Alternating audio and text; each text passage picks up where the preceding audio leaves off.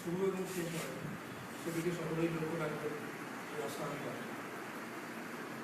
প্রথমেই আজকের অনুষ্ঠানের সভাপতি কাছ থেকে আমরা সংক্ষিপ্ত মধ্যে কিছু কথা শুনব।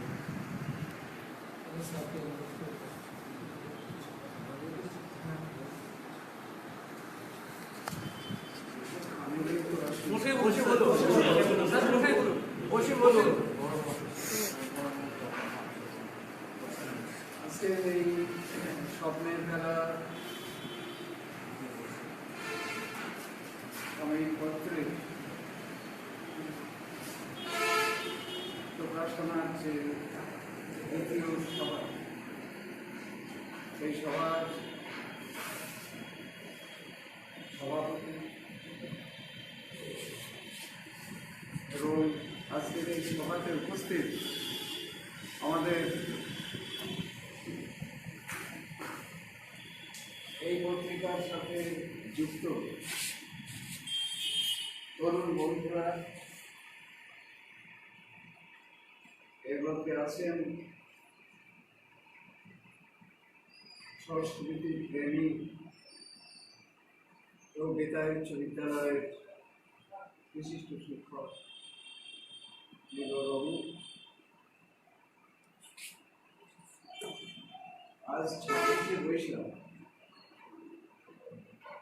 গতকাল 25শে বৈশাখ রবীন্দ্রনাথের 159তম জন্মদিন আমরা পালন করে গেলাম। গতবার যখন ডক্টর বি আর আম্বেদকর কলেজে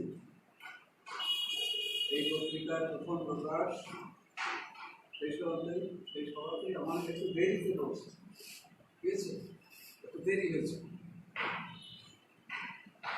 ছিলাম, আমার যা বলার আমি তা বলেছি।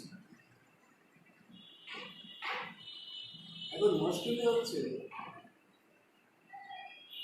স্বপ্নের খেলা নামটা এত সুন্দর, অনেক কিছুর উপরে নিষেধাজ্ঞা জারি হয়েছে। 144 তারিখ স্বপ্নের উপরে এখন কেউ আটকাতে পারছে। এটা প্রাকৃতিক অবস্থা আপনি করতেই পারবেন না, স্বপ্ন হয়। তো সেইখানে হানাদারি করা যায়, সেই হানাদারি মর্মান্তিক। আমাদের এই দেশে আমি যাদের খুব ছোটবেলায় চলে যেতে দেখছি, অসাধারণ ভাবে কবি, লেখক, কবি সুকান্ত ভট্টাচার্য, যারা আমরা সবাই জানি, ক্ষয়রোগাক্রান্ত হয়ে তিনি। আর ঢাকা শহর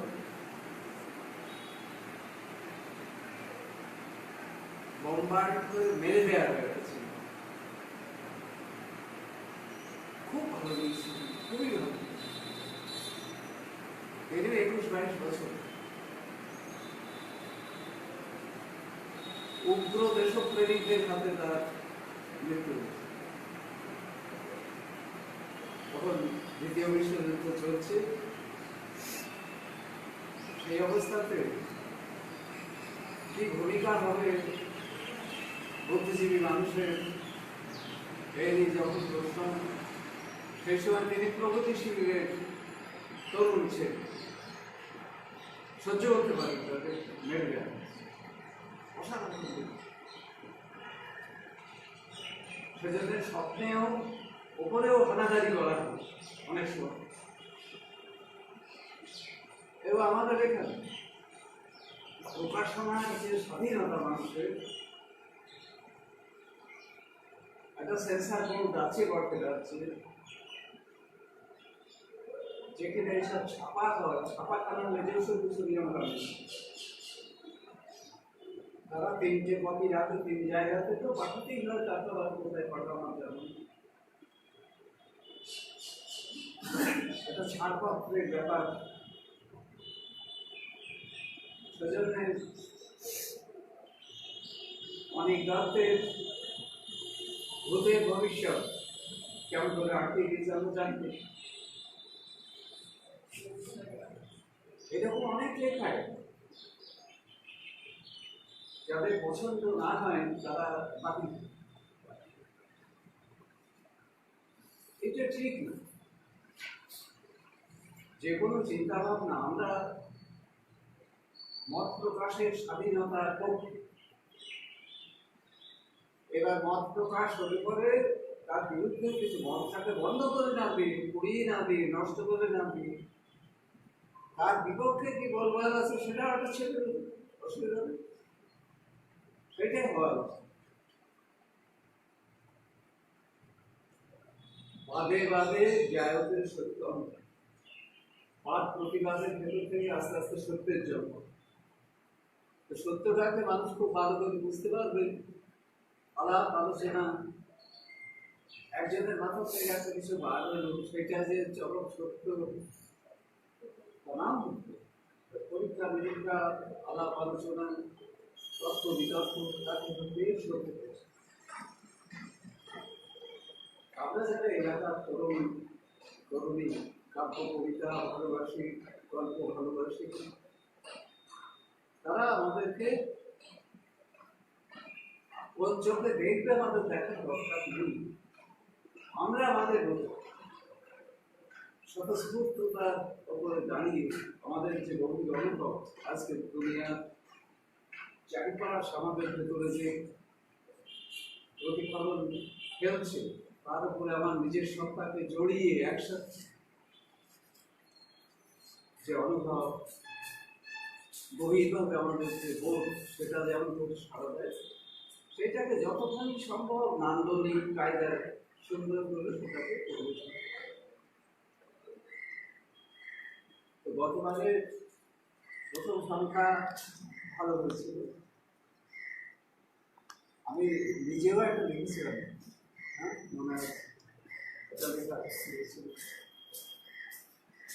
এবারে লেখাগুলো তো আমি এখনো দেখিনি, একে অপেক্ষা করছি।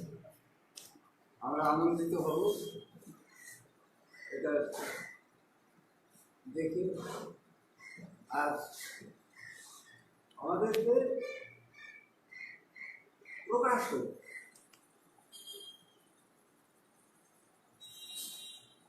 রবীন্দ্রনাথের নতুন দিনের যে রাজ্যের জন্মদিনের বিশেষ করে যে গানটা খুব বেশি দেওয়া হয়। কালকে আমাদের ওইখানে যে মঞ্চ, ওই মঞ্চে এক ছাত্রী খুব সুন্দর কোলাজের মতো করে গান পরিবেশন, রবীন্দ্রনাথের দু তিনটি গান একসাথে করে পরিবেশন, নাচে, খুব ভালো লাগছিল। সে রিক্ততার পক্ষ ব্যক্তি অপরাধের মধ্যে উন্মোচন, চারিপাশে এত হতাশ, এত যন্ত্রণা, বিশেষ করে তারুণ্যের ওপরে যে চাপ পড়েছে, এবং এর গভীর খুঁজতে গেলে পরে অর্থনৈতিক গভীরে খুঁজতে হবে। দেশের সুবিকাশের সাথে আমাদের কর্মসংস্থান, কাজকর্ম, এসবের একটা গভীর সম্পর্ক আছে। সেইটা যথাযথভাবে না হলে যে অবস্থা হয়, ঠিক সেই অবস্থার ভেতর দিয়ে আমাদের দেশ অতিক্রম করছে। তবে এই জিনিস খুব বেশি দিচ্ছে, এমন ঘটনা সব ঘটছে।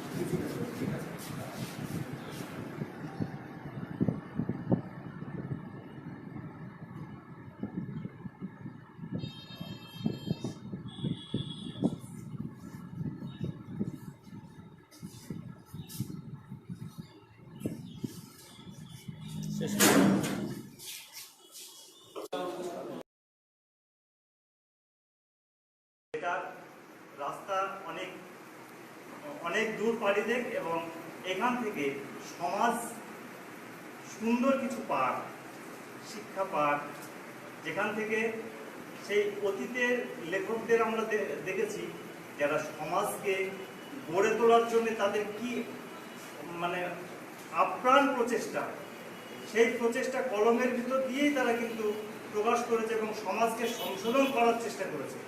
সেটা যেন আমাদের এখান থেকে সেই ধারাটাকে বজায় রেখে যেন চলতে পারে। আর আমাকে সমীরণদা যে কথাটা বলেছে কবিতা আবৃত্তি করার জন্য, পাঠ করার জন্য, আমি এখানে যেটা এটা কাজ ও আছে আমাদের একটা লেখা যেটা খুশি তুমি হাতের কাছে তুলে দিয়েছি।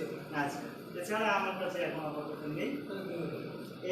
এখানে যে কবিতাটা দিয়েছি সেটা পুলওয়ামার যে মর্মান্তিক ঘটনাটা ঘটেছিল, তখন শুধু ভারতবর্ষ গর্জে ওঠেনি, তখন রাষ্ট্রপুঞ্জও গর্জে উঠেছিল। এবং সেই ক্ষেত্রে এই আন্দোলনটা মানে রাষ্ট্রপুঞ্জ তথা ভারতবর্ষের যে আন্দোলনটা ছিল সেটা সন্ত্রাসবাদীদের বিরুদ্ধে, কোনো নির্দিষ্ট কোনো দেশের বিরুদ্ধে নয়। এবং এই কবিতাটাকেও সেইভাবে আমি উঠিয়ে ধরার চেষ্টা করেছিলাম, কতটা সার্থক হয়েছে জানি না। আর এখানে কবিতাটার নাম দিয়েছেন প্রতিশোধ। আর কত সহনশীলতা, আর কত সহানুভূতির বিচার, আর কত রক্তের তলা পতাকায় মুড়ে দেবে, আর কত অশ্রু ঝরবে মায়ের কপল বেয়ে। হে ভারত, জেগে ওঠো, সময় এসেছে। রক্তের দাগ মুছে ছিঁড়ে দাও সীমান্ত পারের নেকড়ের টুপি, চূর্ণ করো সন্ত্রাসের ছুরিখানা। হে ভারত, তুমি দাবানল হয়ে ফেটে পড়ো, মহাকাল হয়ে জেগে ওঠো, দিকে দিকে গর্জে উঠুক তোমার আকাশ ভেদি হুঙ্কার। কম্পিত হোক পৃথিবী, জানুক তুমি হাসতেও জানো, ভালোবাসতেও জানো, প্রতিশোধ নিতেও জানো। আমার সর্বনাশের ড্রাগস, আমি শেষ হয়েও বেঁচে আছি, বাস্তব জেনেও বুক চাপা পার নয়। হাসি মুখে দিন গুনছি, বিদায় একটু একটু করে। জানি না কবে শুরু হয়েছিল, মনে পড়ে না কিভাবে হয়েছিল। আচ্ছা মনে আছে যেদিন কিনা বন্ধুর ডাকে সারা দিতে গিয়ে শুকেছিলাম মিষ্টি মিষ্টি গন্ধওয়ালা পাউডারগুলো নাশিটা বহন করে। সেদিনই হয়তো গিলতে শুরু করেছিল সর্বনাশের ড্রাগস, মৃত্যুদূত হয়ে মনে অজান্তে জীবন দেওয়া।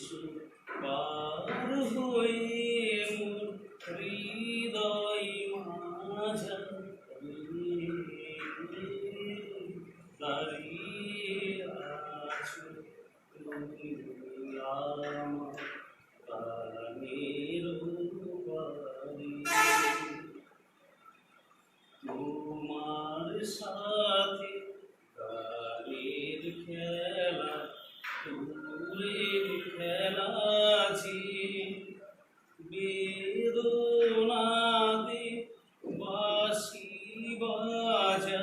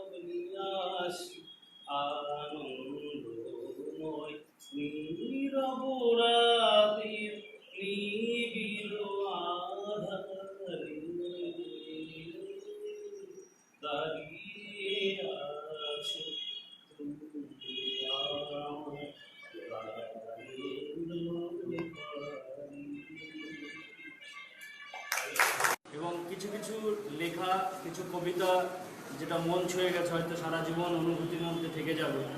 প্রসেনজিতের লেখাটা শুনছিলাম, সমাজের ভিতরে যে কি গভীর বার্তা এবং আমাদের কি কি করণীয় এবং আগামী প্রজন্মের জন্য, আগামী ভবিষ্যতের জন্য সমাজটাকে কিভাবে এগিয়ে নিয়ে যায়, কিভাবে গড়া যায়, ওর লেখনীর মধ্যে আমি স্পষ্ট অনুভব করলাম।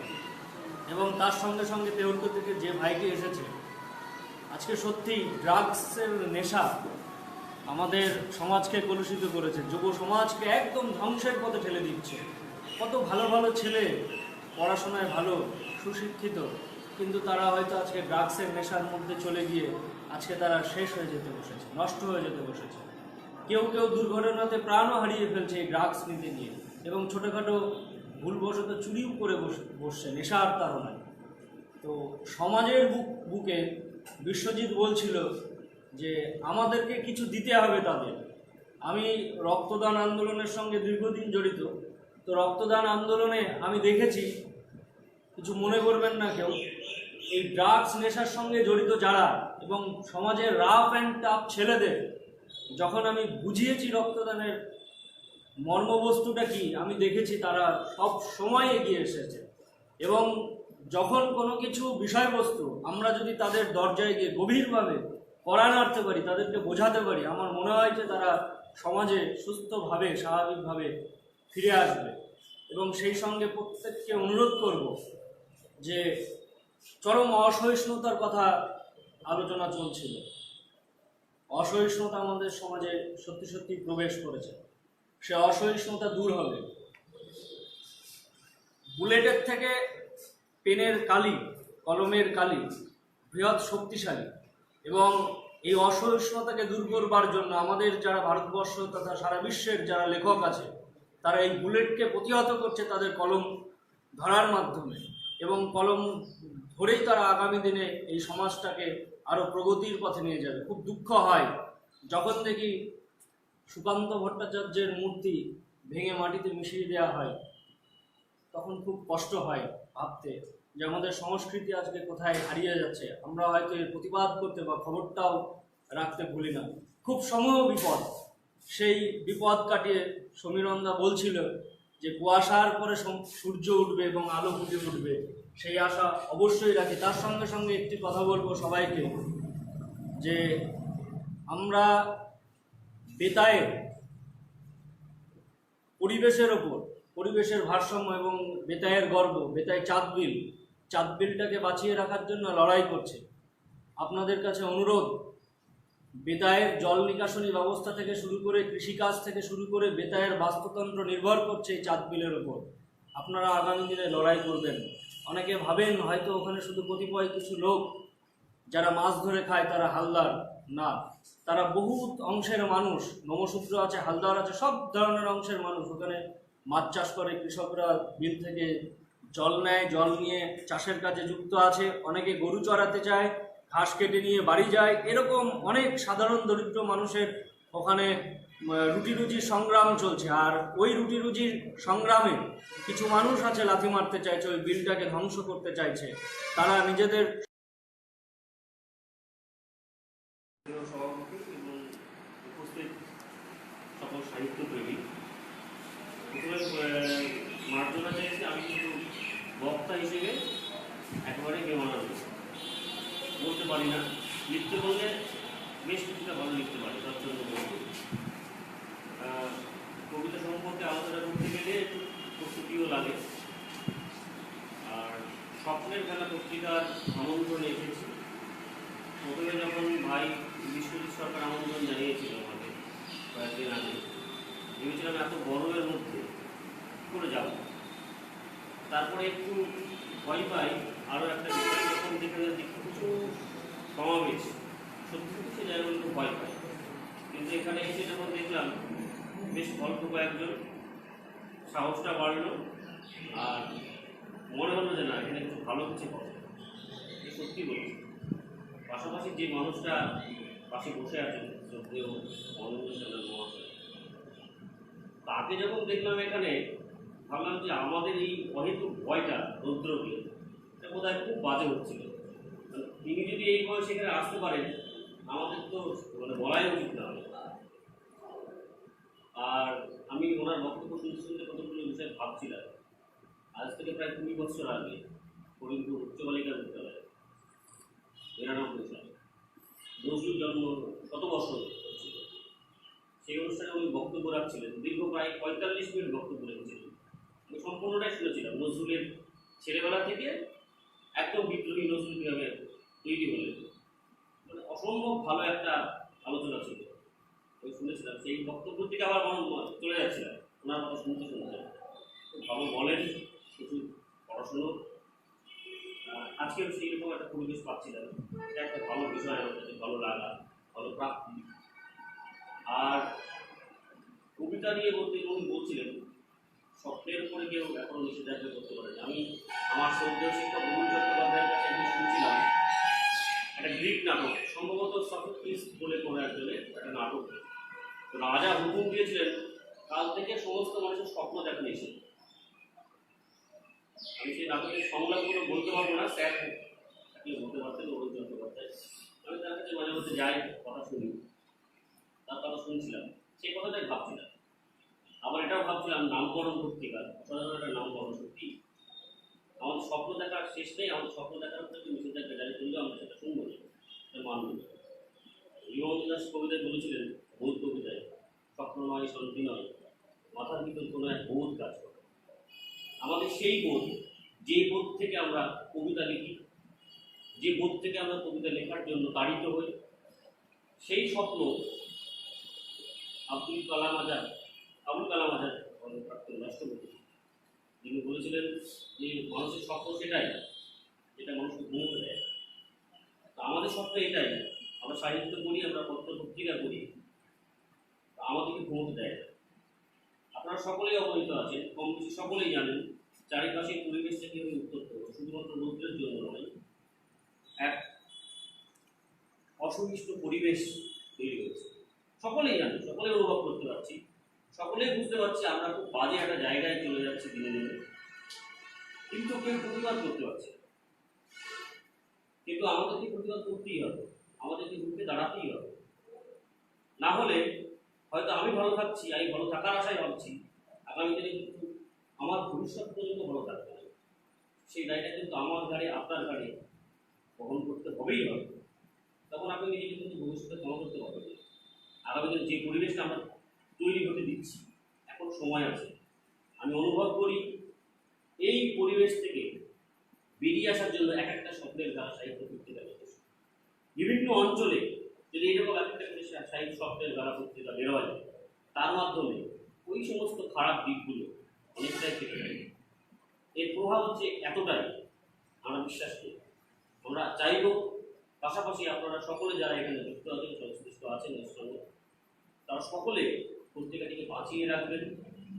নেতাই অঞ্চল থেকে দীর্ঘদিন আমরা শুনিনি কোনো ভালো সাহিত্য পত্রিকা হয়েছে, দীর্ঘ বছর আমরা পত্রিকার সঙ্গে যুক্ত থাকা অবস্থাতে, কিন্তু 2 বছর ধরে শুনছি পত্রিকাটি হচ্ছে। আমি গতবারও এসেছিলাম, এবারও এলাম, আশা রাখি পরের বারও আসবো এবং আপনাদের সকলকে দেখতে পাবো। সকলকে আপনারা চাইবো যে আপনারা আরও সকলকে এর সঙ্গে যুক্ত করুন।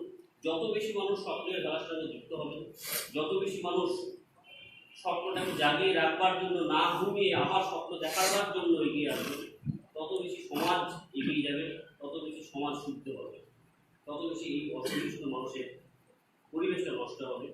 আরও একটা কথা বলি, মাস্টারমশাই বলছিলেন যে মানুষ দেখছে, সহ্য করছে। আমার জীবনানন্দ দাশের একটা কবিতার লাইন বলে, একটা অপ্রকাশিত কবিতা ছিল যে একদিন নক্ষত্র ঝরে পড়ে, শুধু সহিষ্ণু মানুষকে। তা আমাদের এই সহ্য করার যে ক্ষমতাটা, আমরা ঠিক সেই জায়গাটা কিন্তু আমরা জেগে থাকি। এবং আমরা কিন্তু ওই নক্ষত্রের ঝরে পড়া থেকে, নক্ষত্রের যে আয়ু আছে তার থেকে কিন্তু আমাদের সহিষ্ণু মানুষের আয়ু কিন্তু কোনোদিন কম নেই। মানুষ যুগ যুগ প্রথম আদিম অবস্থা থেকে এখনো পর্যন্ত সহ্য করে আসছে, একটু ভেবে দেখুন, শুধু সহ্য করেই যাচ্ছে। তো এই সহ্য করাটা বোধহয় দেওয়ালে দিক থেকে জায়গা মতো করতে যাচ্ছে। মানে একটা সময় যখন আমরা অসহায় ছিলাম, প্রতিদিন নির্ভর করে থাকতে হতো, তখন ধর্মের আমরা আশ্রয় নিয়েছি। এখন কিন্তু আমরা ধর্মের রাস্তায় চলে যাচ্ছে। কেন? এটা কি অসহায়? কখনোই নয়। এত ক্ষমতাশালী আমরা যে কোনো মুহূর্তে একটা দেশকে ধ্বংস করে দিতে পারি, তাহলে আমাদের কেন ধর্মের রাস্তায় যেতে হবে? কেন ধর্মের জিগির থাকবে? এই যে পরিবেশগুলো তৈরি হচ্ছে, মানুষকে রাজনৈতিক সচেতন হতেই হবে। আমি রাজনীতি এবং দল দুটোর মধ্যে একটু আলাদা করার কথা বলছি। দল নয়, যে কোনো যে দল করতেই পারে, কিন্তু রাজনৈতিক সচেতনতা, রাজনৈতিক বোধ থাকতে হবে। আমি কাউকে ভোট দেবো, কাউকে নির্বাচিত করবো, পাশাপাশি কেন দেবো, এই প্রশ্নটা থাকা উচিত। এবং আমার মনে হয় সাহিত্য কখনোই রাজনৈতিক বাইরে নয়। সাহিত্য কিন্তু রাজনীতিকে, মানুষকে রাজনীতির পাঠ দেয়, রাজনৈতিকভাবে সচেতন করে। আমার মনে হয় সেই সময়টা এখন খুব জরুরি এবং প্রতিটা সাহিত্য পত্রিকাকে সেই পাঠ দেওয়ার জায়গায় থেকে আসতে হবে। পাশাপাশি বক্তব্যের একদম শেষ প্রান্তে এসে বলব যে আমাকে কবিতার বিষয়ে আলোচনা করতে বলা হয়েছিল। কবিতা বিষয়ে আলোচনা করতে গেলে সত্যি একটু প্রস্তুতি দরকার। আমি বুঝতে পারছি না ঠিক কোন বিষয়টা বলবো, তবে একটু সামান্য বলি। মানে আমার নিজের ব্যক্তিগত অনুভবটা শুধু বলছি, আশা করি সকলের সাথে সেটা মিলেও যাবে। কবিতা হচ্ছে আমার কাছে সেই জিনিস যেটা আমাকে ঘুমোতে দেয় না। আমি যতক্ষণ না লিখতে পারি, যেটা ভাবি, ততক্ষণ পর্যন্ত ঘুমোতে পারি। এবং আমি লিখে ফেলার পরে যখন মনে হয় একটু বাঁচলাম, কবিতাটা লিখে শান্তি পেলাম, তারপরেই আবারও মনে হয় আর একটা যন্ত্রণা পাচ্ছি, এবং ওই যন্ত্রণাটা পাওয়ার জন্য আমি বসে থাকি, কখন যন্ত্রণা পাচ্ছি। আর একটা কথা বলি, কবিতা লেখার জন্য আমি, কেউ ভাববেন না এটা জ্ঞান, কবিতা লেখার জন্য জোর করে কলম বুঝতে পারি। শুধুমাত্র নিজের অনুভবটা, নিজের অনুভূতিটা দেখাটাই লিখব। কবিতা, বিশ্ব কবিতা এই মুহূর্তে আপনারা বাংলা সাহিত্য পত্রিকা পড়ছেন, পাশাপাশি বিশ্ব কবিতা পড়তে হবে। বিশ্ব কবিতা এমন একটা জায়গায় চলে এসেছে, মানুষ সচরাচর যা দেখছে এত সহজ সরল হয়েছে, কিন্তু প্রতিটা কথায় গভীর ব্যঞ্জন, গভীরতা। শুধুমাত্র আমি যা দেখছি শুধু সেইটা যদি লিখি এবং সেই দেখাটা যদি অন্যকে অন্যভাবে দেখাতে পারি, সেখানে কবিতার গভীরতা আসবে। এইটা হচ্ছে কবিতার একটা জায়গায়, মূলগত জায়গা। আপনারা সহজ সরলভাবে লিখুন, যে যেরকমভাবে দেখছেন জীবনকে, জীবন বোধটাই একটা বিরাট বড় কবিতা। আজকে একটু আগে একজনের কবিতা পড়ছিলাম, ফেসবুকে পড়ছিলাম, জীবন বোধের কবিতা। মানুষ কীভাবে ছিপের মতো আটকে আছে, ছিপ ধরে কেউ টানছে, আর সে পুকুরের জলের মধ্যে ছটপট ছটপট ছটপট। আমরা কিন্তু তাই অসহায়ভাবে ছটপট ছটপট করছি, আর আমাদের কিছু ছিপকে তোলার চেষ্টা করছে। মারাত্মক এক জীবন। দেখুন কি সুন্দর একটা সহজ সরল একটা উদ্ধৃতি যোগ্য লাগে। ভেবে দেখুন তো কত জটিল, কত গভীর এই কথাগুলো। আমার মনে হয় কবিতা এইরকমই হওয়া উচিত, খুব সহজ এবং সরল। অযথা জটিল কখনোই দরকার নেই, কোনো কবিতাতেই জটিলতার দরকার নেই, সহজ সরলভাবে লিখুন। সব শেষে আমি একদম শেষ মুহূর্ত একটা কথা বলবো, আমরা দর্পণ মুখের প্রতি সাহিত্য পত্রিকা করে দীর্ঘ 16 বছর ধরে আমাদের পত্রিকা ফরিদপুর থেকে প্রকাশিত হচ্ছে। আমরা এই বছরই সম্ভবত রমজান মাসটা শেষ হয়ে গেলে তারপরে আমরা একটা অনুষ্ঠান করব, কবিতার ওয়ার্কশপ। মানে কবিতা লেখা তো শেখানো যায় না, আর অন্যান্য জায়গায় যেমন কম্পিউটার শেখানো যায় বা অন্যান্য কাজ শেখানো যায়, কবিতা তো শেখানো যায় না। কবিতা তো নিজে থেকেই আসে সেই বোধটা। কিন্তু আমরা একটা আয়োজন করছি, সেখানে হচ্ছে কবিতা লিখতে গেলে তার কিছু ব্যাকরণ জানা দরকার। অর্থাৎ আমি লিখতে কীভাবে ভালোভাবে পারবো, সেই লেখার জায়গাটা আরও ভালো করে উত্তীর্ণ কীভাবে হবে, সেই জায়গাটা আমরা নিয়ে যেতে চাইছি। আমাদের মধ্যে 3 জন এই মুহূর্তে বাংলার প্রতিষ্ঠিত কবি সেই ওয়ার্কশপে থাকবেন, তারা সেই ওয়ার্কশপটা করাবেন। মূলত তাদের ইচ্ছে, একটা অরুণ চট্টোপাধ্যায় দেশে লেখেন প্রায়ই, পার্থপ্রতিম বিশ্বাস দেশে প্রায়ই লেখেন, এবং আনন্দবাজার থেকে, সিগারেট থেকে তার 2টো বই প্রকাশিত হয়েছে। আর একজন হচ্ছে অভিজিৎ রায়, উনিও দেশে লেখেন। 3 জনকে আমরা পাচ্ছি। আপনাদের মধ্যে থেকে যারা সত্যি সত্যি মানে সিরিয়াসলি যারা নিতে চাইছেন কবিতাটাকে, তারা স্বাগত। কিন্তু আমাদের শর্ত একটাই, ওই ওয়ার্কশপে গিয়ে আমরা 3টে স্লটে ভাগ করছি কবিতা ওয়ার্কশপে। প্রথম 2 ঘন্টা হয়তো 9টা থেকে 11টা, তারপরে কিছুটা ব্রেক থাকবে, টিফিন, তারপরে 12টা থেকে হয়তো 2টো পর্যন্ত, তারপর আবার মধ্যাহ্ন ভোজন থাকবে, তারপর আবার হয়তো শেষ দুপুরটা। সেখানে কিছু কাগজপত্র দেওয়া হবে, অন্যান্য জিনিসপত্র খাওয়া দাওয়া সমস্ত ব্যবস্থাপনা থাকবে। আমরা 200 টাকা করে মাথা পিছু ধরে রেখেছি। যারা সত্যি সত্যি সিরিয়াস রাখেন, মোবাইলটাকে যদি কেউ ইনঅ্যাক্টিভ রাখতে পারেন ওই যতক্ষণ চলবে ওয়ার্কশপ, মানে আপনার জন্য কেউ অসন্তুষ্ট হবেন এবং তার ক্ষতি হবে, সেটা যদি না হয় তবে আপনারা আসতে পারেন, যোগাযোগ করবেন, বিশ্বজিৎকে জানালেও হবে বা সমীরণ জানালেও হবে। আমাদের ডেটটা খুব তাড়াতাড়ি আমরা ঠিক করছি। আপনারা সকলেই স্বাগত। আশা করি সকলের বক্তব্যে আমি জানি আপনাদের মুগ্ধ করতে পারলাম। প্রথমে বলেছি আমি বক্তা হিসেবে ভালো নই। সকলকে আবার শুভেচ্ছা, অভিনন্দন এবং স্বপ্নের খেলা ভালো হোক, শুভ হোক, এই কামনা করছি। সরস্বতী কবিতা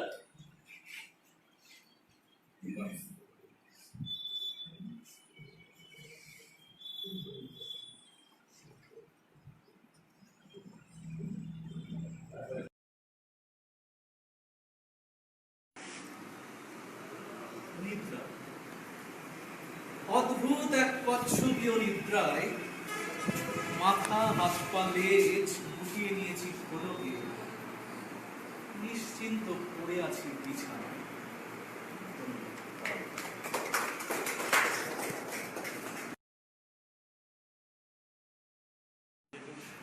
কবিতা যেটা বুঝি কল্পনা বিস্তার তালিকা, সেটাই আমি কলমের মাধ্যমে প্রকাশ করি।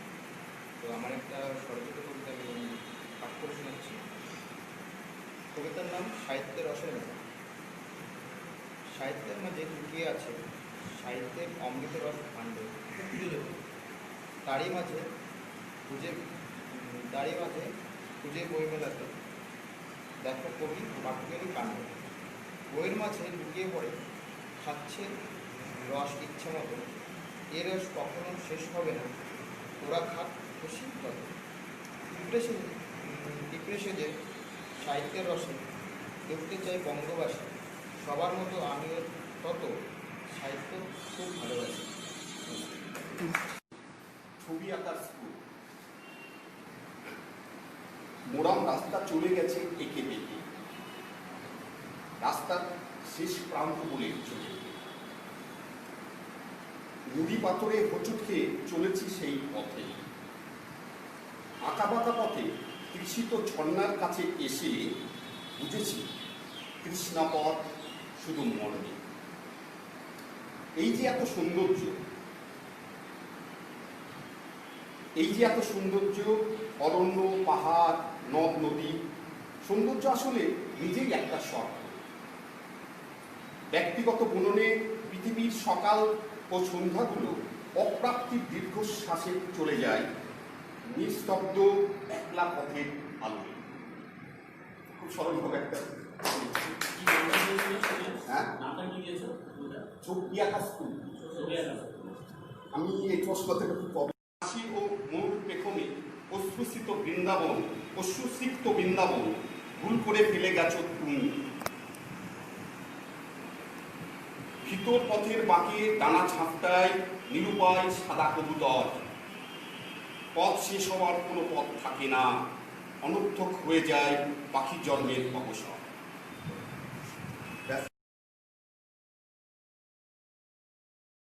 শুভেচ্ছা। কবিতা সম্বন্ধে আমার এমন কিছু জ্ঞান নেই, তবে আমি শুনতে ভালোবাসি, পড়তে ভালোবাসি, সেই জন্য সমীরণ ডাকে আমি এসেছি।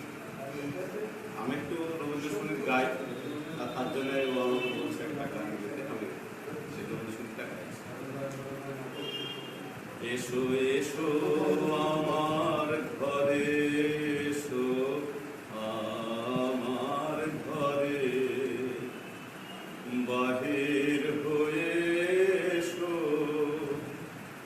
বাহির হয়ে এসো, তুমি যে আছো অন্তরে, এসো আমার ঘরে, এসো এসো আমার ঘরে, এসো আমার ঘরে।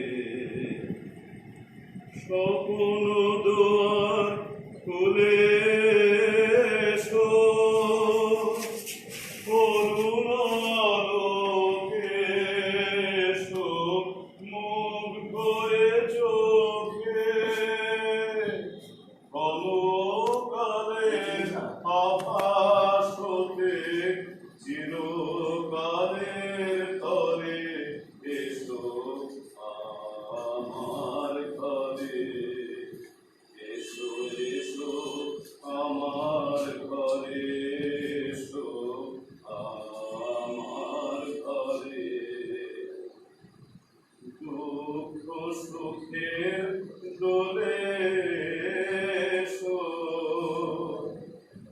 প্রাণের বলে এসো, দুঃখ সুখের দোলে এসো, ফিরে আসা পরবর্তী ফাগুন বাতাসে বনের অকুল নিঃশ্বাসে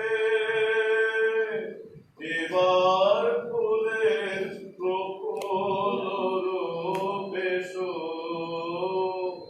এসো বুকের পরে এসো আমার ঘরে, এসো এসো আমার ঘরে, এসো আমার ঘরে।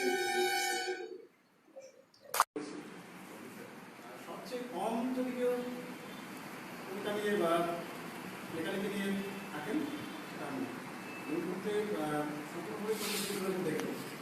আর 55 কবিতার দিয়েছি সেটা অনেকদিন আগে শিখতে পারতে শোনা যাচ্ছে এই মুহূর্তে আমার কাছে।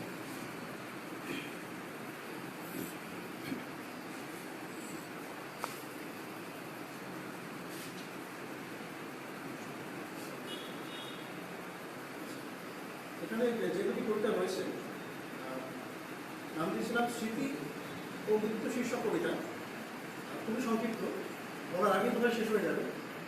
সেই জন্য কবিতা লেখার আগে একটু দু একটা কথা বলে নিই পড়ার আগে। আসলে প্রত্যেকটা কবিতার পিছনে একটা গল্প থাকে, খুব ছোটো গল্প, বড় গল্প যাই হোক না কেন। তো এই দুটো কবিতাও খুব ছোটো ছোটো গল্প থেকে তৈরি। প্রথম যেটি রয়েছে স্মৃতি শীর্ষক কবিতাটি, একদিন বাসে যাচ্ছিলাম, আমার পাশে যে বসেছিল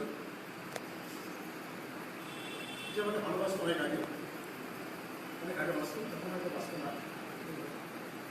তো কিছুক্ষণ কথা বলার পর সেটা গন্তব্যে নেমে গেল। বাকিটা পথ যখন একাকি যাচ্ছিলাম তখন বললাম দু একটা কথা যেন মনের মধ্যে গুনগুন করছে, সেটাই পরে লেখা এই দুটি লাগে। স্মৃতি সে তো সততই টানে সময় আলগা হবে পিছনের দিকে, হঠাৎ গরম চোখে অলস প্রাণ করে মনে রাখে নামহীন ভুলে যাওয়া থেকে। প্রথম কবিতা। দ্বিতীয় কবিতাটি মৃত্যু। মাস্টারমশাই বলছিলেন, রবীন্দ্রবাবু বললেন যে আমরা যখন স্বপ্ন দেখতে ভুলে যাই বা স্বপ্নের উপর যখন অন্য কেউ অধিকার স্থাপন করে তখন বোধহয় আমাদের এক ধরনের মৃত্যু হয়, যেটা শারীরিক মৃত্যু নয়, মৃত্যুটা আত্মার দিক থেকে, মনের দিক থেকে। তো সেই ভাবনা থেকে এটা লেখা, খুবই ছোট কয়েক লাইনে।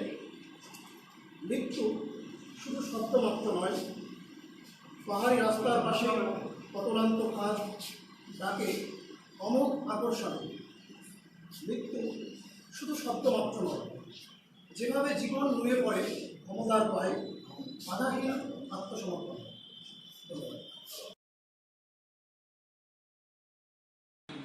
আকারে ছোট হতে পারি কিন্তু এই গুরুত্ব অনেক বেশি, সেটা আমরা অনুভব করছি। সব থেকে বড় কথা, যে মানুষটি আজ যে আমাদের সাথে আছেন, যে আমাদের বয়সের সঙ্গে কত খারাপ, কিন্তু ওনার যে মন, সে মনের তুলনা করছে। ওনার যে সঙ্গ আমরা পাচ্ছি, এর তুলনা মনে হয় কোথাও হবে না। প্রসঙ্গত আমি একটি গল্প ছোট করে বলছি সংক্ষেপে, যে বশিষ্ঠ রামচন্দ্রের গুরুদেব ছিলেন। বশিষ্ঠ আর বিশ্বামিত্র এরা দুজন যে কে বড়, এই নিয়ে একটা দ্বন্দ্ব শুরু হয়েছিল। শেষ পর্যন্ত বশিষ্ঠ এবং বিশ্বামিত্র শেষজির কাছে, অর্থাৎ শেষনাগের শরণাপন্ন হলেন যে আমাদের কে বড় তার বিচার করার জন্য। শেষনাগ উনি ভেবে বললেন, ঠিক আছে, তাহলে আমার মাথায় যে পৃথিবীর ভার আছে, আপনারা একটু এই ভার বহন করুন। প্রথমে শেষনাগ বিশ্বমিত্রকে বললেন যে আপনি একটু পৃথিবীর ভার বহন করুন। তো বিশ্বমিত্র উনি মুহূর্তের মধ্যে কাঁপতে শুরু করলেন, উনি পৃথিবীকে ধরে রাখতে পারলেন।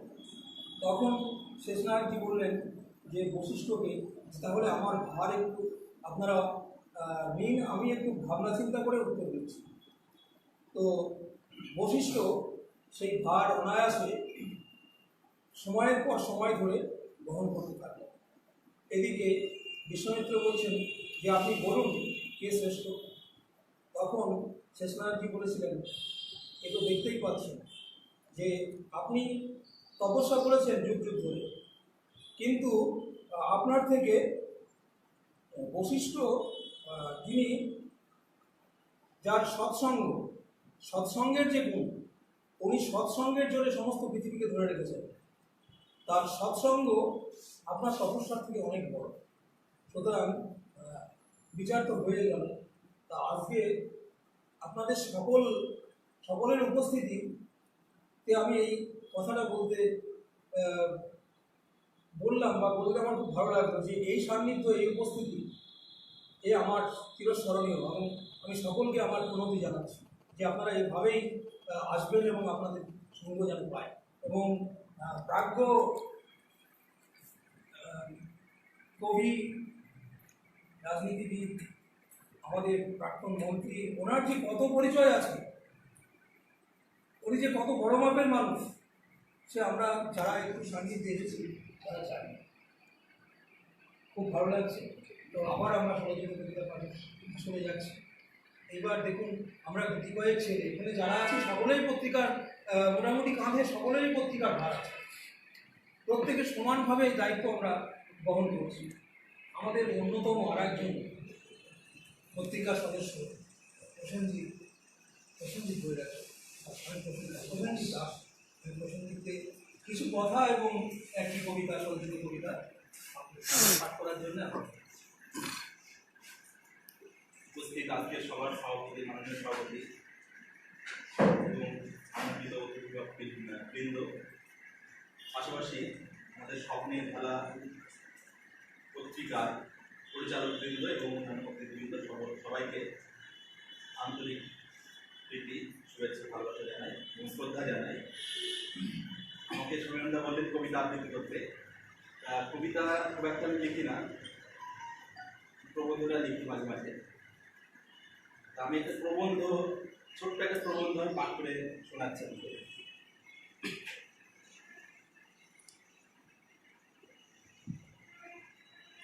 একটু আগে কথা হচ্ছিল, দেবজিৎদা বলছিলেন যে আজকের সমাজ, সেই সমাজে মানুষকে অসহিষ্ণুতা কেন? যেমন আমরা বড়রা, ঠিক পাশাপাশি আমাদের ছোট ছোট শিশুদের মধ্যে অসহিষ্ণুতা দানা বেঁধে উঠেছে। তার বহিঃপ্রকাশ আমরা খবরের কাগজে বা বিভিন্ন পত্রপত্রিকার সাময়িক পত্রে আমরা বিভিন্ন প্রবন্ধ, কবিতার মাধ্যমে পড়ে থাকি। সেই জিনিসটাকে কেন্দ্র করে আমি একটা ছোট্ট প্রবন্ধ লিখেছি, আমি শোনাচ্ছি সকলকে। আজকের শিশু কেন এত অসহিষ্ণু? আধুনিক যুগ যান্ত্রিকতার যুগ।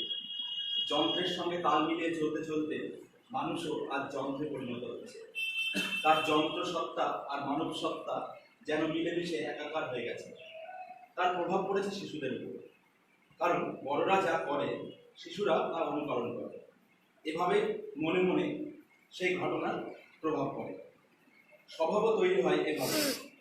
তা সে সুই হোক আর কুই হোক। এজন্য বলা হয় শিশুর স্বভাব তৈরি করে তার পরিবার, তার মা বাবা, আত্মীয় স্বজন, গুরুজন কিংবা তার পারিপার্শ্বিক পরিবেশ, তার সমাজ। এর মধ্যে বাড়ি তার আদর্শ স্থান, কারণ home is the first school where the child learns his first lesson. প্রত্যেকটা শিশুর নিজস্ব একটা জগৎ থাকে, সেই জগতেই সে বিচরণ করতে ভালোবাসে। কেউ হয়তো ছবি আঁকতে ভালোবাসে, কেউ গান গাইতে, কেউ নাচতে, আবার কেউ হয়তো ছবি দেখতে, গল্পের বই পড়তে, টিভি দেখতে, গল্প করতে বা খেলতে ভালোবাসে। সেই জগৎ থেকে তাকে বিচ্ছিন্ন করা মানে তার স্বাধীন সত্তাকে নষ্ট করে দেওয়া। একে এই অবস্থা থেকে বিচ্ছিন্ন করলে তার মনে একটা নেতিবাচক প্রভাব বা নেগেটিভ এফেক্ট পড়ে, সে অবদমিত হয়ে পড়ে, হীনমন্যতায় ভোগে। কিন্তু কথা হচ্ছে শিশুদের এই অসহিষ্ণুতার কারণটা কি? সহ্য শক্তি বা সহনশীলতা মানুষের জীবনে একটা গুরুত্বপূর্ণ দিক, কিন্তু আজকের শিশু বোধ হয় সহনশীলতা হারাতে বসেছে। একটুতে উত্তেজিত হয়ে পড়া, জেদের বশে খারাপ কিছু করে ফেলা, আত্মহনন, ইত্যাদির মতো কাজ হচ্ছে আচ্ছা। আবার মাত্র 20 টাকা ধার নিয়ে শোধ করতে না পারায় সহপাঠীর হাতে সহপাঠী খুন, সামান্য বিষয় নিয়ে বন্ধুতে মারপিট, চুল ছেঁড়াছেড়ি, খবরের কাগজের পাতায় নিত্য নৈমিত্তিক ব্যাপার, সম্পত্তির লোভে ছেলের হাতে বাবা খুন, প্রেমের প্রত্যাখ্যাত হয়ে প্রেমিকের হাতে খুন প্রেমিকা, এই জাতীয় নানা খবর আমরা প্রতিনিয়ত পড়ে থাকি খবরের কাগজে। এর একটাই কারণ, আজকের শিশু বড় অসহিষ্ণু, মাথা ঠান্ডা করে কোনো কিছু মীমাংসা করার মতো সহনশীলতা এর নেই। এর কারণ আজকের শিশু না চাইলেই সব কিছু পায়। জন্মের পর থেকে বাবা বা মা নিজে না খেয়ে ছেলে মেয়েকে সব কিছু উজাড় করে দিতে চায়, আর শিশু আখ খাওয়া করে ফেলে দেয়, পরিবর্তে তুলে নেয় আরেকটা নতুন জিনিস। এভাবে হাতের কাছে সব জিনিস পেয়ে তাদের অভ্যাস এমন হয়ে পড়ে যে পরবর্তীতে তা না পেলে যেন তেন প্রকরণে হোক সেটা আদায় করতে তৎপর হয়। সেটা যে কোনো কিছুর বিনিময়, দোষ তো আমাদেরই, যে সে সুযোগ তো শিশুকে আমরাই করে দিয়েছি। শিশুদের মধ্যে একটা কৃত্রিম অভাব তৈরি করতে হবে যাতে সে না চাইলে কোনো জিনিস পায়, তবে তো সেই জিনিসের কদর বুঝবে।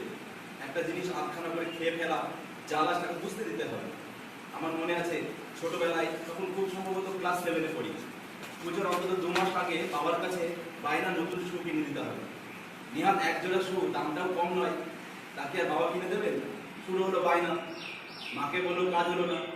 বাবার কথা শেষ কথা, তোমার বাবা যখন বলেছে তার মুখের ওপর কথা বলা আমার সাধ্য কি? মার স্পষ্ট জবাব, অনেক অনুনয় বিনয়, আমি কিন্তু ভাত খাবো না। না খেয়েও না কেউ, বাবার স্পষ্ট জবাব। শেষে 2 মাস বাদে পুজো এলো, সপ্তমীর সন্ধ্যা, জুতো কিনে না দিলে ঠাকুর দেখতেও যাবো না। বাবা এবার আমার কাছে হেরে গেল, শেষে আমার পছন্দ মতো জুতো জোড়া পেলাম। তাহলে 2 মাস অনবরত একই বায়না করে জুতোটা পেলাম। আর এখন হলে ছেলে যেদিন বলবে সেই দিনই চায়, নাহলে ছেলে ভয় দেখাবে আমি চললাম। ভয়ে তো মা বাবার মুখ চুল, অপরটা কিছু করার থাকে না, কিনে দিতে বাধ্য। এই কৃত্রিম অভাবটা আজকের ছেলেমেয়েরা বুঝতে পারে না, বা বুঝতে দেওয়া হয় না বলেই আজকের ছেলেমেয়ে এত অসহিষ্ণু। তাই অভিভাবক অভিভাবিকাদের কর্তব্য, আপনারা বাচ্চাকে কৃত্রিম অভাবে রাখুন, সহ্য করার মতো মানসিকতা গড়ে তুলুন শিশুকাল থেকে। তবে তো বড় হয়ে তার সহনশীলতার পাশাপাশি সব কিছুকে মানিয়ে নেওয়ার মানসিকতা গড়ে উঠবে। আবার কিছু কিছু ছেলে মেয়ে দেখা যায় তারা অত্যন্ত ঘর কোনো স্বভাবে, হাতে স্মার্টফোনে ব্যস্ত অধিকাংশ সময়। তাছাড়া যে সমস্ত ছেলে মেয়েদের বাবা মা চাকরি বাকরি করেন তাদের তো কোনো কথাই নেই, তারা খুব আত্মকেন্দ্রিক হয়। তারা না পায় মা বাবার স্নেহ আদর, না পায় তাদের ভালোবাসা। এই জন্য এই সমস্ত শিশুগুলি ইগোসেন্ট্রিক হয়ে পড়ে, খুব সামান্য মানসিক আঘাতও তারা সহ্য করতে পারে না, কারণ তারা কখনো কারোর কাছে আঘাত পেতে শেখেনি। ঘাত প্রতিঘাতের মধ্যে দিয়ে সে বড় হয়নি, সে শুধু চেনে নিজেকে, তার বাবা মা তাকে বাইরের জগতের সঙ্গে পরিচয় করিয়ে দেয়নি। এটা অভিভাবকদেরই দোষ বলতে পারে। সবশেষে একটা কথাই বলবো, আজকের শিশু যেভাবে সহিষ্ণুতা হারাচ্ছে তাতে মনে হয় আগামী দিনে তা এক ভয়াবহ আকার নেবে। সমাজের সহিষ্ণুতা বলে আর কিছুই থাকবে না। আজকের সমাজ ঠিক সেদিকে এগোচ্ছে।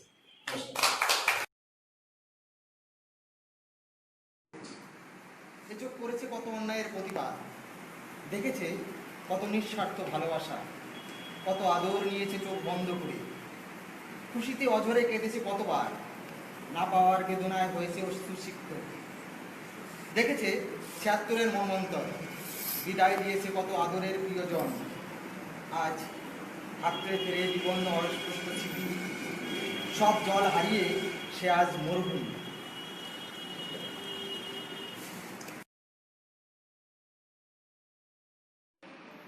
আর যত ধুলো জড়া গিলে নেয় হাসি মুখে, আমি তার কাছে শিখি সরস্বতী। লোকটির পাশে কতগুলো শিশু এসে খাবার চায়, দুটো খাবারের লোভে ভয়ানক সে যুদ্ধ দেখি। যুদ্ধের পরে ওদের সাথে আমিও রক্তাক্ত হই, অথচ কোথাও কোনো দাগ লাগেনি আজ। প্রতিদিন লোকটিকে দেখি আর খাবারের উপাদান খুঁজি। মাটির হাঁড়ি চুরিয়ে পড়ে নোংরা ভাতের ফ্যান। আমি দেখি ছোটবেলার পুরনো অভাব। আজকেও রাস্তায় এসে দাঁড়িয়েছি, লোকটি সবার অলক্ষ্যে আগুনে সেঁকে নিচ্ছে পৃথিবীর যাবতীয় অসুখ। সমস্ত কাক এসে ভিড় করেছে, দেখছে সেসব। শিশুগুলো যে যুদ্ধ শিখেছিল সব ভুলে মাটিতে আঁকছে দেশ। ওদের দেশ আঁকড়ে আছে গোসাই লাল। যে মহর্ষি যাজ্ঞবল্ক্য যখন গৃহস্থ আশ্রম ছেড়ে উনি প্রবজ্ঞা নিচ্ছেন, তখন দুই স্ত্রীকে বলেছিলেন যে আমার এই পৃথিবী, বৃত্তপূর্ণ পৃথিবী বা আমার যে ধনসম্পদ আমি ভাগ করে দেব। তা মৈত্রী তখন বলেছিলেন যে জেনাহং নমৃতসাম তেনাহং কিমহং তেন পূজা, যা দিয়ে পাবো না অমৃত তা নিয়ে কীভাবে হবে। তো এই সাহিত্য সংস্কৃতি এই মানুষের মনে অমৃত সঞ্চার করে। আমরা দেখেছি আমাদের উত্তরাধিকারী পূর্বসূরি, আমাদের পূর্বসূরি যারা আছেন, যে দেশে রবীন্দ্রনাথ জন্মিয়েছেন, তো সেই দেশে যে আমরা জন্মাতে পেরেছি, আমরা যে তার উত্তরাধিকারী, এ তো আমাদের গর্বের বিষয়। এত বড় পাওনা পৃথিবীর কোন দেশ পেয়েছে? যাই হোক, আমি বক্তব্য রাখবো না। আমার কিছু কবিতা, যেহেতু কবিতা পাঠের আসর আছে, কবিতার লোক সামলাতে পারছে না।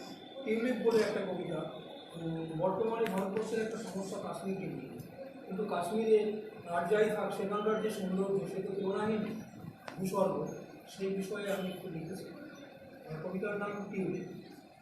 অনাবিল স্নিগ্ধতা, ঝিলমের আহ্বান, উইল, ওক, আখরোট, আপেলের সবুজ সমারোহ, চিনারের ছায়ার অভিবাদন, শ্রীনগরে বাঁধা পড়ে ভবন ক্রিয়া সময়, হৃদয়ের হিমবাহ ঝর্ণা হয়ে নামে, সানুদেশে খেলা করে উষ্ণ আবেগ, দুচোখ জুড়িয়ে যায় ভূস্বর্গের রূপে, ডানা মেলে ভেসে চলে পরিযায়ী মেঘ, শূন্যতার সম্মান বড় মায়াময়, হিমাঙ্কের নিচে থাকে লাদাখের পথ, চোরাস্রোত কেড়ে নেয় কিছু তাজা প্রাণ, কেউ বলে আজারি, কেউ ভিন্ন মত, ক্ষণিকের আস্তানা, ডাল লেক শিকারাই শাশ্বত হয়ে থাকে ইকো ফ্রেন্ডশিপ, বিদায়ের পথ জুড়ে সোহানা সাজিয়ে রাখে উৎসবী।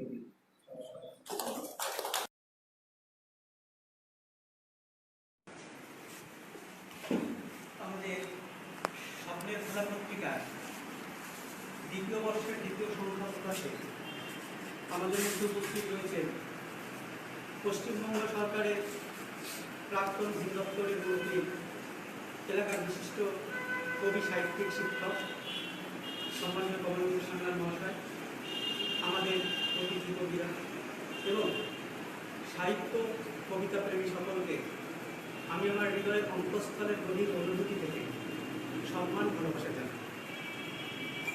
রবি ঠাকুর বলেছিলেন, অলস সময় ধারা বয়ে মঞ্চলে শূন্য পানে চেয়ে, সেই মহাশূন্যের পথে ছায়া আঁকা ছবি পড়ে চোখে, কতকাল দলে দলে গেছে কত লোকে, সুদীর্ঘ অতীতে জয়োত্থত প্রবল গতিতে, এসেছে ইংরেজ, বিকীর্ণ করেছে তার দেশ, জানি তার পথ দিয়ে বয়ে যাবে কাল, কোথায় ভাসাইয়া দেবে সাম্রাজ্যের দেশ বেড়া জাল।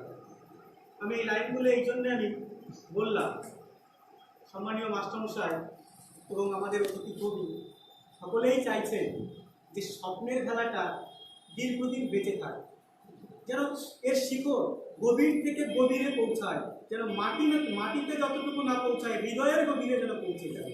তো কালের স্রোতে সবাইকে তো একটা সময় ভেসে যেতে হয়। আমরা চাইবো আপনাদের সকলের ভালোবাসা, আশীর্বাদ এবং সহযোগিতা আমাদের স্বপ্নের বেলাকে দীর্ঘদিন বাঁচিয়ে রাখে। আমরা হয়তো স্বপ্নের বেলাকে একটা সময় এই সমাজের সংকীর্ণতার বেড়াজাল ডিঙিয়ে মানবতার অসীম মুক্ত নীলাকাশে পৌঁছে দিতে পারব। আমি বেশি আর কথায় যাচ্ছি না। আমি আমার প্রথম কাব্যগ্রন্থে রবি ঠাকুরকে স্মরণ করে, যেহেতু গতকালই রবির জন্মদিন গেছে, প্রথম একটা কবিতা আমি পাঠ করছি। কবিতাটার নাম ফিরে এসো। হৃদয়ের অন্তঃস্থলের গভীর অনুভূতিতে বারে বারে মনে পড়ে, অপসংস্কৃতি দিয়েছে থাবা, বড় প্রয়োজন তোমার। বিশ্ব বরেণ্য কবি যে তুমি, হৃদয় প্রভাতে রবি, চেয়ে দেখো আজি এই সমাজে বদলেছি কত ছবি। বৈশাখ শুধু মনে রাখে তোমার 25-এর ডাক এলো, বেপরোয়া সব নবযৌবন তোমাকেই গেছে ভুলে। কোথা আছো হে মহাপ্রাণ তুমি, ধুলো জমে যায় বই, তাও না তোমার চরণ ধুলা, মাথা নত করে লো। সৃষ্টি তোমার লাইব্রেরিতে পাঠকের পথ চেয়ে, সুখের লাগি সংগ্রামে ওরা অনুভূতিগুলো করে আরো একবার ফিরে এসে রবি হৃদয়ের সমাজে জ্ঞানের হিয়ায় জ্বালিয়ে প্রদীপ বিশ্বধারা মাঝে। আমি আরেকটি কবিতা পাঠ করে শোনাচ্ছি। কবিতাটার নাম অনুভূতি। মরা নদীর প্রতিচ্ছবি, চোখের নিচে বর্তমান, ক্লান্ত নয়ন অপলকে চেয়ে ফিরে পাওয়ার গভীর টান। জীবন নদীরও যৌবন ছিল, প্রবাহে তার বেদন সুর, মৃতানুভূতি আলপনা মেখে যন্ত্রণাতে চাপা পড়ে গেল। চোখের জলটুকু তাই নিয়েছে বিদায়, বলে গেছে তুমি তুমি, উৎসস্থলে রেখে গেছে শুধু মুখ বালু বলতুমি। ধন্যবাদ, নমস্কার, সকলে ভালো থাকবেন। এবং সাংস্কৃতিক জগতের একজন মানুষ, সবসময় সদা সচেতন এবং সেবামূলক কাজের সঙ্গে সবসময় যুক্ত। জানতে এবার হ্যাঁ, আরেকটা কথা আমি ভুলে গিয়েছি, আমি ক্ষমা চেয়ে দিচ্ছি। জয়ন্ত খুব ভালো স্টুডেন্ট, খুব ব্রিলিয়ান্ট স্টুডেন্ট। জয়ন্ত কল্যাণী ইউনিভার্সিটির গোল্ড মেডালিস্ট। বাংলা বিভাগে, বাংলা সাহিত্য বিভাগে কল্যাণী বিশ্ববিদ্যালয় থেকে ফার্স্ট ক্লাস ফার্স্ট এবং গোল্ড মেডালিস্ট।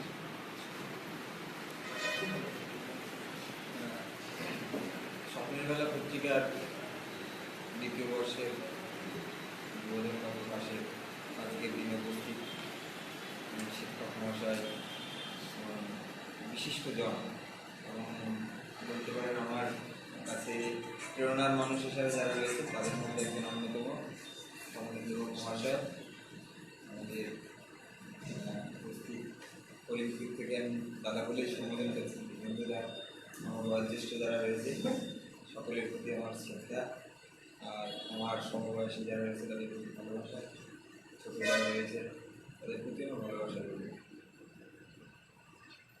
বিভিন্ন আলোচনা শুনে শেষ পর্যায়ে এসে আমি এইটুকুই আমার উপলব্ধি যে সামাজিক বিভিন্ন কুসংস্কার থেকে শুরু করে দুর্নীতি, অপশাসন, পাপ যাই বলুক না কেন, এই সমস্ত কিছু থেকে মুক্ত করার এবং মানুষের যে নিজের সঙ্গে নিজের যে পরাধীনতা, নিজের জায়গা থেকে বেরিয়ে না আসতে পারে, যেটা স্যার প্রথমেই উল্লেখ করেছিলেন যে বাইরের বাধা কোনো বাধা নয়, আমাদের কি বাধা, অর্থাৎ আমরা যদি ঠিক থাকতে পারি তাহলে বাইরের বাধাটা আমাদের কাছে কোনো বাধা নয়। এবং আরও যে সমস্ত প্রতিকূলতা আমাদের সমাজ ব্যবস্থা ব্যক্তি জীবনে রয়েছে, সমস্ত কিছু থেকে বেরিয়ে আসার এক এবং একমাত্র হাতিয়ার যেটা ভাই বিশ্বজিৎ উল্লেখ করেছে একটু আগে। এবং আমি এই জিনিসটা সবার বক্তব্য থেকেই খুঁজে পেয়েছি যে সাহিত্য এবং শিল্পই হচ্ছে সেই জায়গা থেকে বেরিয়ে আসার একমাত্র হাতিয়ার। এবং সেই সাহিত্য শিল্পের চর্চা করতে পারলে আমরা নিজেদেরকে সেই জায়গা থেকে বের করে আনতে পারবো, সমাজকে সেই জায়গা থেকে বের করে আনতে পারবো। এই জন্য সাহিত্য শিল্প চর্চাটা অতি অবশ্যই প্রয়োজন এবং এটা খুব গুরুত্বপূর্ণ। আর সেই সাহিত্য শিল্পের একটা ক্ষুদ্র হলেও খুব মহৎ আমি মনে করছি আমাদের এই স্বপ্নের বেলা। এই চর্চার মধ্যে দিয়েও আমরা এই কাজগুলি করতে পারবো এই আশা রাখি। আর স্বপ্নের বেলা আরও এগিয়ে যাবে এই আশাটা রাখছি। তবে এখানে আমি আমার একটা দুর্বলতা বা ত্রুটির কথা উল্লেখ করছি যে সাহিত্য চর্চাটা জোর করে হয় না, অনেক সময় মনের মধ্যে থাকে সবাই আমরা প্রকাশ করতে পারলে কবি হতে পারতাম, সবাই কবি, কিন্তু প্রকাশের অভাব সেখানে এক বিভিন্ন কারণবশত হয়তো আমি সেই প্রকাশটা হয়ে ওঠে না, শারীরিক কিছু অক্ষমতা আছে। আমি জীবনের সঙ্গে আমার লড়াইটা বেশি করতে হয়, আমার বেশিরভাগটাই 90% আমার জীবনের সঙ্গে লড়াই করে চলতে হয়, বাকি 10% আমার বাইরের পরিবেশের সঙ্গে। সেখানে হয়তো সময় কম হয় বা নিজে নিজে ফিল করি। আমি অনেক কথা সত্যি কথা বলছি, নিজে নিজে অনেক এমনও ভাবনা চিন্তা আছে আমি ফিল করি, কিন্তু সেটাকে আমি বাইরে প্রকাশ করার হয়তো সময় পাচ্ছি না বা সেটা করতেও পারছি না। এবং রিসেন্টলি আমি ব্যক্তিগত কথাতেই চলে যাচ্ছি, আমার স্মৃতিশক্তি কিছুটা কমে যাচ্ছে স্যার, মানে আমি মনে রাখতে পারছি না অনেক কিছু। এটা হয়তো আমার শারীরিক শিশুদের কোনো ইয়ে সেটার জন্য। তো যাই হোক, আমি স্বপ্নের বেলা পত্রিকার সঙ্গে যারা যুক্ত রয়েছে, রঞ্জন, সমীরন্দা, প্রসেনজিৎ, বিশ্বজিৎ, আরও শুভঙ্কর, সঞ্জয়, সকলেই আর কি মোটামুটি যারা যুক্ত রয়েছে আমাকে মানে প্রথম থেকেই আমাকে এর সঙ্গে খুব মানে আন্তরিকভাবে আমাকে রাখার চেষ্টা করেছে, বা রাখার চেষ্টা করা তো ভুল হবে, মানে একসঙ্গে থাকি একসঙ্গে করে এই চিন্তা ভাবনাটা আমি সঙ্গে নিই। কিন্তু ত্রুটিটা হচ্ছে আমার আমি থাকতে পারিনি বা আমি সেইভাবে সময় দিতে পারি। আমি সাহিত্য প্রেমী হয়েছি কিন্তু সেভাবেই হতে পারিনি। আমি চাই যেন পরবর্তীতে আমি এই জায়গায় আরও বেশি আমার যতটুকু আছে ততটুকু আমি দিতে পারি, এবং সকলের আশীর্বাদ এবং সকলের করার চেষ্টার মধ্যে দিয়ে এই পত্রিকা আরও দীর্ঘদিন চলবে এই আশা করছি। সবাই সুস্থ থাকবে, ভালো থাকবে।